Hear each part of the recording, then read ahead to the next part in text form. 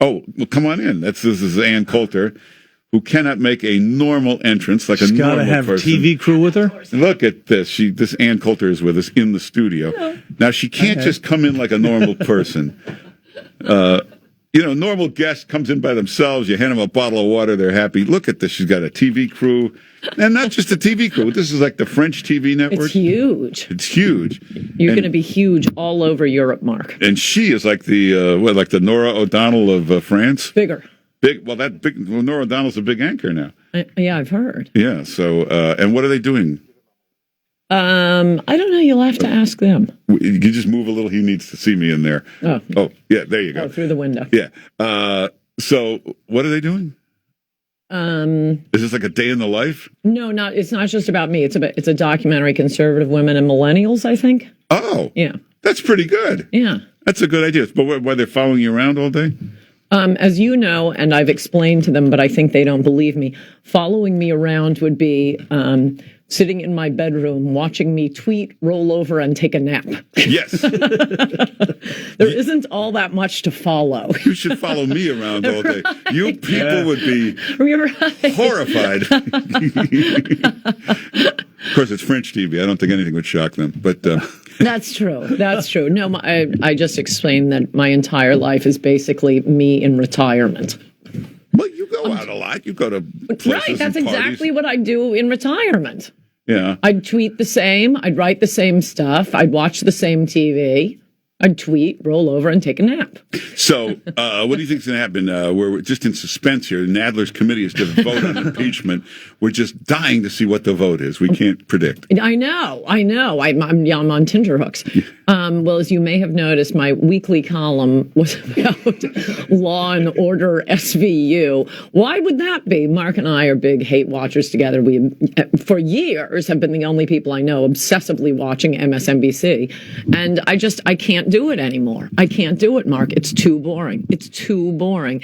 And so I found that, when I'm dressing or wrapping presents or something, I turn on Law and Order, and it turns out Law and Order SUV, written by people who took a vow to never leave their homes, talk to people, or read. So it's always Opposites Day. And every perp for even some crimes that are really not associated with white men is always committed by a handsome, blue-eyed American man. So that's what I wrote about. You ever watch that CSI? That one's... the testing they do, the chemicals, boy, you watch that show, you'd never commit a crime ever again. I was just talking to someone who works with criminals last night, and she told Jerry me, Nadler? No. She told me, and this makes me so happy because one of my favorites, and I love that your poor listeners who thought that they were going to get a little politics today are getting a television review. One of my favorite shows is Forensic Files, half an hour in and out. They always solve the crime, and it's mostly with DNA. It's really great. I mean, they'll go back and solve monstrous murders from the 70s, 80s. It wasn't until sometime in the 90s, well, after OJ, really, that DNA became standard practice. Yeah. But anyway, she told me that criminals are apparently not watching Forensic Files, and they leave their DNA over everything. They do not know there are surveillance cameras pretty much you cannot commit a crime in America without it being on videotape. That's how they think everything is fingerprints. Well, you don't have my fingerprints. It's like etchings on a cave wall fingerprints. Yeah, it's very outdated. Anyway, we're going to take a break, and then we'll talk to Ann Coulter, and we got lots to get to. Well, Ann Coulter is with us in the studio right now. We're also on French television, the big French TV network, where viewership is way up since everybody's on strike over there. They're at home watching. It's not like they have to go to work right now. So what would you do if you were Donald Trump? He wants to, if it goes to a Senate trial, he wants to do a full trial, bring in all his witnesses, everything. Lindsey Graham is saying, forget that. Let's just acquit you real fast and get over it. What would you do? I quit him really fast. Yeah. It's so boring. It's so boring. As I was just saying, this is why I wrote about Law and Order this week. It may be a continuing series. Even I can't watch this. I tuned in briefly last night to see if I was missing anything on MSNBC.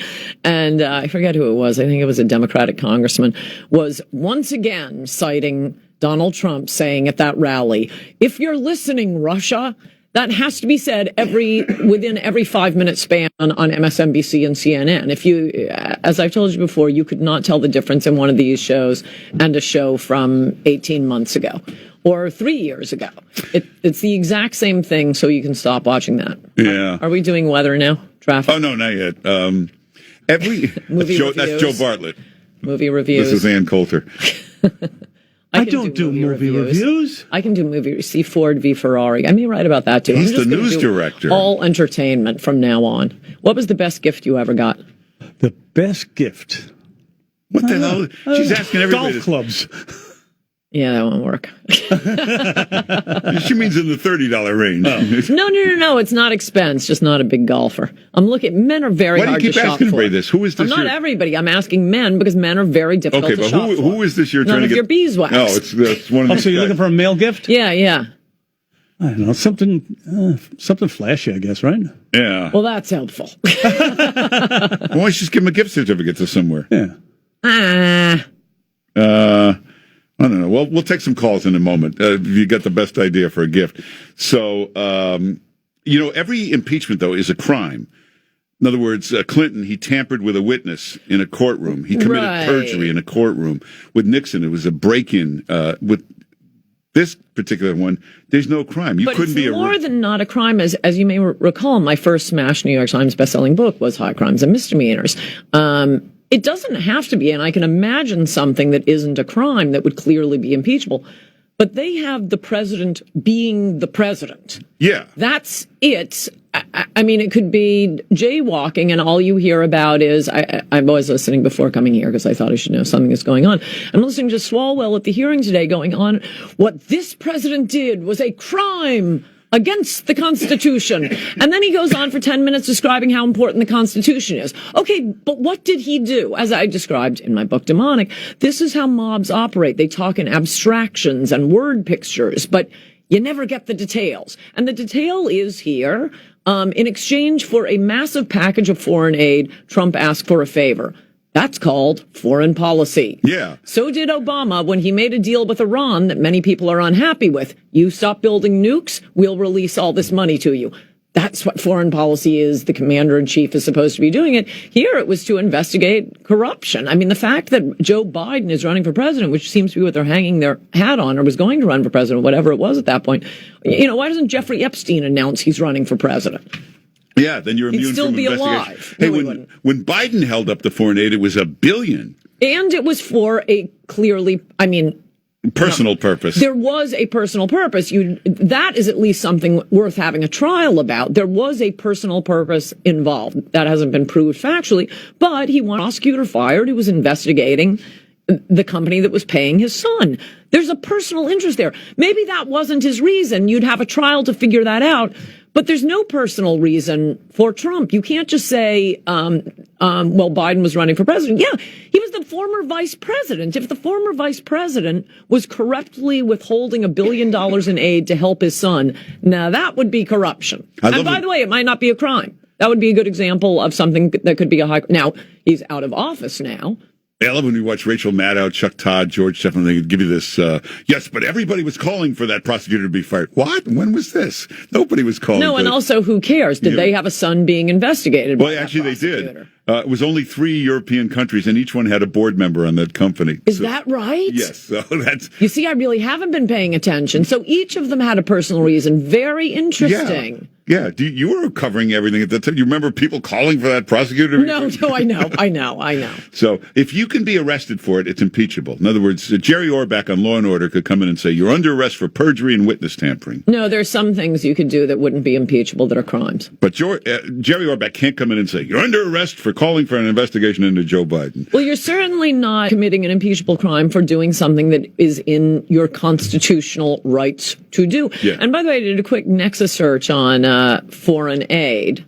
Because Americans, as you know, and I'm with them, oppose all foreign aid. So, yeah, of course we want strings attached. And there are always strings attached. It's almost always clean up the corruption. Sometimes specific stuff. The State Department calls for it. The president calls for it. This is what presidents do.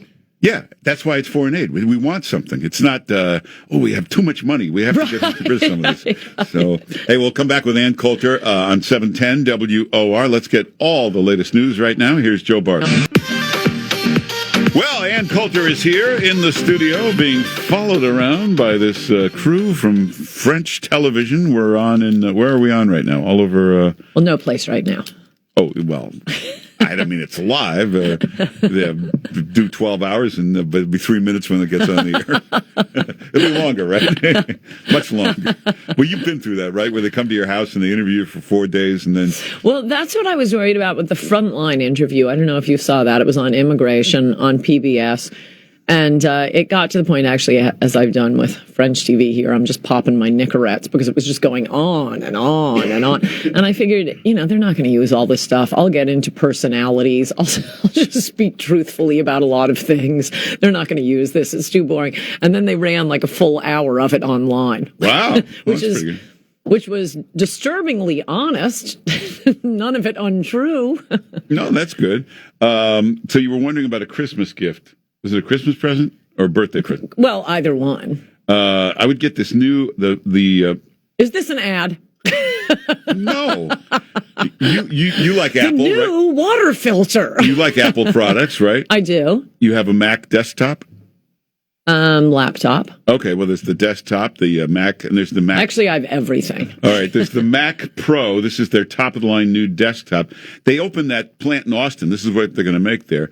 If you get this... it's a total of $60,000 with the display. I can see you're not warming up to this. Well, that was a little above my price point. It's the finest computer desktop in the world with the finest display in the world, and it's if you get the special mouse and the bright keyboard, $60,000. And I know you're going to get this. No, I don't. When they tell you.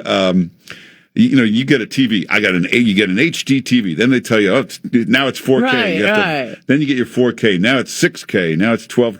And if you're watching reruns from the Andy Griffith show, you don't need the 6K.